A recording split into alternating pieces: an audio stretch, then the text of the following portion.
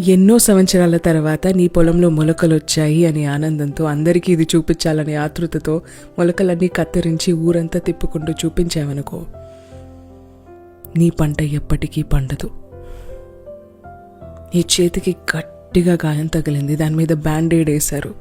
వచ్చిన ప్రతి ఒక్కళ్ళకి ఎంత గట్టిగా దెబ్బ తగిలిందో చూపించడానికి బ్యాండేడ్ ఇప్పి చూపించి చేసావనుకో, నీ గాయం కూడా ఎప్పటికీ మానదు. బేసికలీ సంతోషమైన బాధ అయినా నీ కనిపించినంత నీ చుట్టుపక్కల వాళ్ళకి కనిపించదు. ఎందుకంటే అది నీ సంతోషం, నీ బాధ. అండ్ వాళ్ళకి అది చూపించడానికి, ప్రూఫ్ చేసుకోవడానికి నిన్ను నువ్వు బాధ పెట్టుకోక్కర్లేదు. బ్యాండేడ్ తీసి చూపిస్తావు సరే, కానీ ఆ గాయం చూసి అది పెద్ద గాయం కాదు అని అంటే ఇంకా ఎక్కువ బాధపడతావు కదా.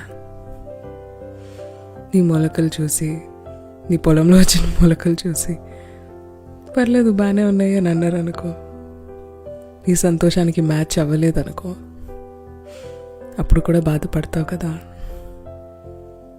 మరి ఎందుకు చూపించుకోవటం? బాధ అయినా సంతోషమైనా నీలో నువ్వు ఉంచుకో. And enjoy your emotions